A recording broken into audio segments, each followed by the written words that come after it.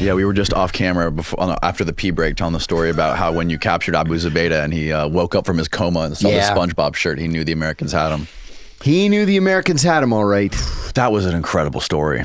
And then, so I remember you took him to the tarmac. They had to put him on a plane, and you didn't have a need to know. You wanted to know where he was going, but they couldn't tell you. And you found out later he was in Guantanamo.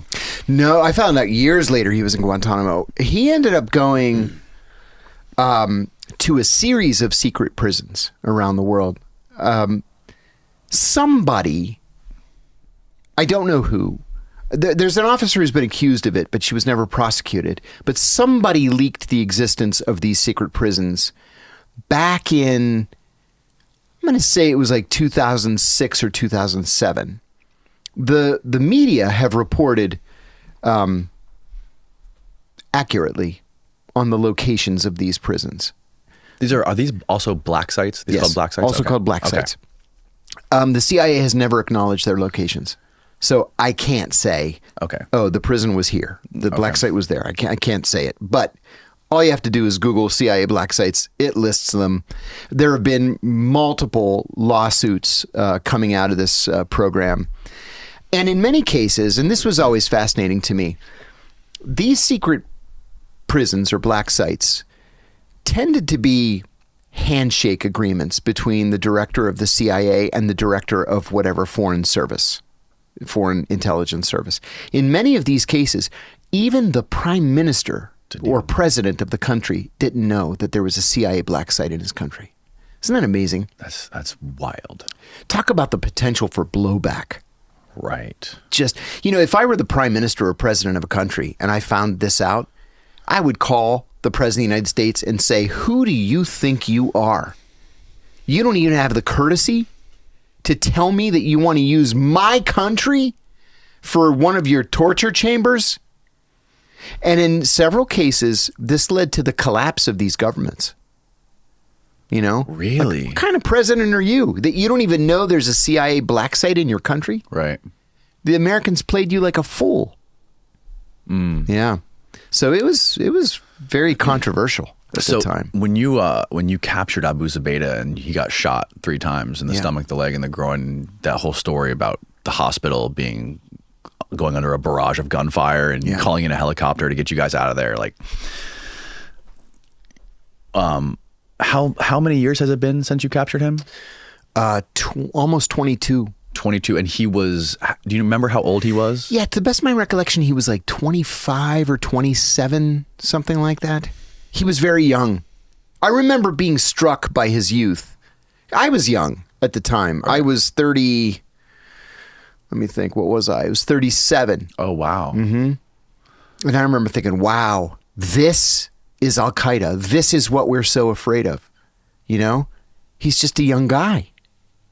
One of the most wanted men in the world. And that was probably one of the most defining moments of your career in the CIA. Oh, right? It was. It was the defining event of my life, really.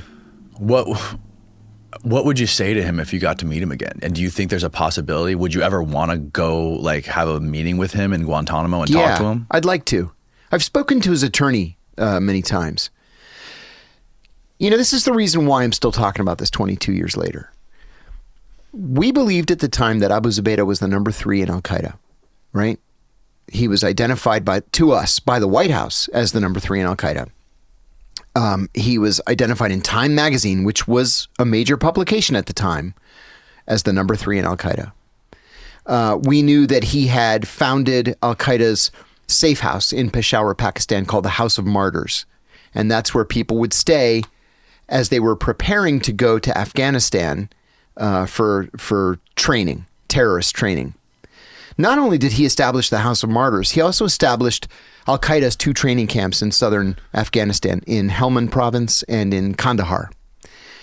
So we knew this was a bad guy. If you were already in the fight and you wanted to go home, Abu Zubaydah would forge a passport and get you tickets home. If you wanted to join the fight, he would get you to the House of Martyrs and then into Afghanistan. And then from Afghanistan, he would get you to wherever it was you were supposed to go. So this was a bad guy, but he was not the number 3 in Al-Qaeda. No. No. He had never joined Al-Qaeda. He talked about it, but he had never sworn an oath to Osama bin Laden. So he was viewed by bin Laden and by the Al-Qaeda leadership as an independent, sort of a friendly independent. Like a guy like that bin Laden would give him a wink and a nod of approval. Like, right. Okay. Now, the bigger problem for us at the CIA, and we didn't know this until 2005, was that Abu Zubaydah had a first cousin who was also named Abu Zubaydah. And so that Abu Zubaydah was in Montana. And then when 9/11 hit, he said, oh shit, I got to get out of here. And he ran to Jordan. So our sister agencies are picking up intelligence here, there, and everywhere, out of the air, out of the sky. Abu Zubaydah is in Amman, he's doing this. Abu Zubaydah's in Pakistan, he's doing that. Abu Zubaydah's in Afghanistan. Abu Zubaydah's in Syria. It's like, oh my God, this is a terrorist Superman, right? But it was two of them. Two of them. We didn't know. And so we thought, well, if he's able to move from country to country and he's plotting all these different operations, we got to stop this guy. We know that bin Laden's number 1. We know that Ayman al-Zawahiri is number 2. Mohammed Atef was number 3. We killed him in October of 2001.